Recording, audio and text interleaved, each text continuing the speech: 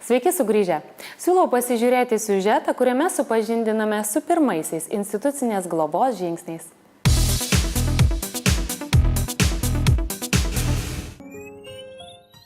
Nors Lietuvoje globos namuose paliktų vaikų skaičius mažėja, džiaugtis dar ne laikas. Lankomės Lietuvos sveikatos mokslų universiteto ligoninės Kauno klinikų filiale vaikų reabilitacijos ligoninėje Lopšelis ir su direktore Audrone Prasauskiene kalbamės apie pagalbą ne tik be tėvų globos likusiems, bet ir negalią turintiems mažiesiems įstaigos gyventojams.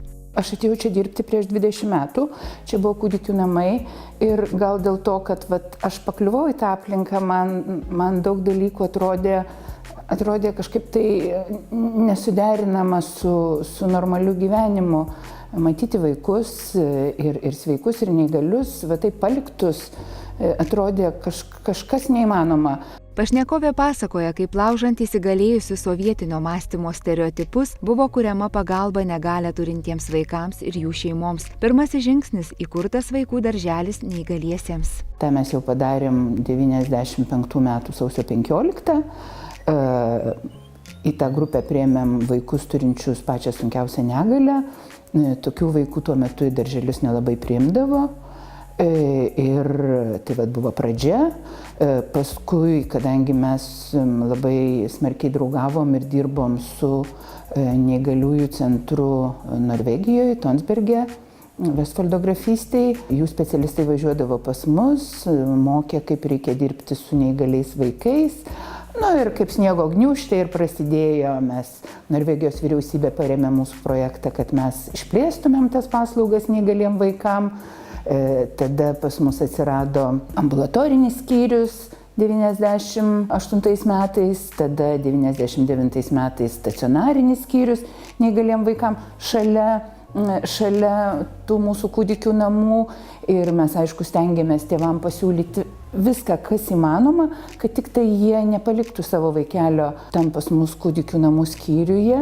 Ir iš tiesų ir kalbėdavom daug, ir aiškindavom. Ir kažkaip tas vaikų skaičius mūsų kūdikių namuose mažėjo.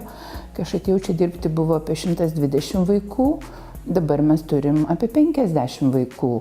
Tai aišku, turbūt ir bendros tendencijos valstybėje, bet manau, kad mūsų tos veiklos, kurias mes darėm, irgi savo naudą atnešė. Lankomės kūdikių namų skyriuje, kuriame gyvena 50 tėvų globos netekusių vaikų. Čia specialistų priežiūra teikiama sveikiems kūdikiams iki 3 metų ir vaikams su negale iki 7 metų. Skyriuje sudarytos sąlygos beglobių vaikų fiziniam, protiniam vystymuisi ir socialiniai adaptacijai, užtikrinama ugdomoji veikla bei reikalinga sveikatos priežiūra. Galima pasidžiaugti, kad pritaikyta vakarietiška patirtis ir didelis specialistų įdirbis šiandien leidžia bent dalį Lietuvos vaikų ir šeimų sulaukti kompleksinės pagalbos, kuri anot pašnekovės turėtų plėstis visos šalies mastu. Prasidėjus pertvarkai socialinių paslaugų jau atsiranda atokvėpio grupės, kurios galės tą padaryti. Toliau mes taip pat dirbdami su tėvais, priimdami vaiką ir tėvus čia į mūsų reabilitacijos skyrių, stengiamės išmokyti tėvus prižiūrėti savo sergantį neįgalų vaiką. Labai dažnai tėvai susidūrę su šitom sveikatos problemom, jie galvoja, kad aš tai kas, aš ne medikas, aš gal inžinierius, gal mokytojas, gal dar kažkas, aš nežinau, kaip reikia daryti. Bet nieks negimė mokėdamas ir daugybę slaugos dalykų galima išmokti.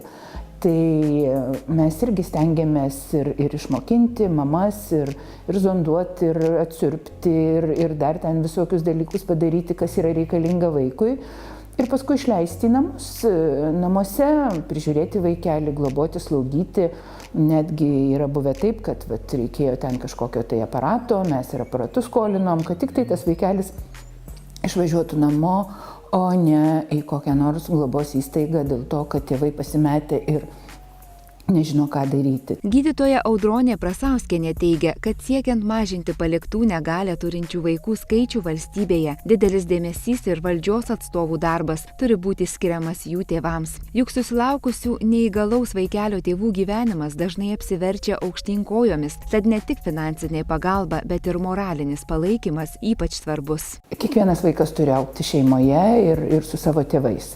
Tik tai valstybė turėtų padėti tom šeimom, kurios liko vienos su liga ir su savo vaikeliu sergančiu. Verta pabrėžti, kad institucinė globos pertvarka šalyje gali suteikti daug turiningesnį gyvenimą ne tik gyvenantiesiems didelėse valstybinėse institucijose, bet ir visai valstybei, kurios tikslas tapti tvarios gerovės valstybe.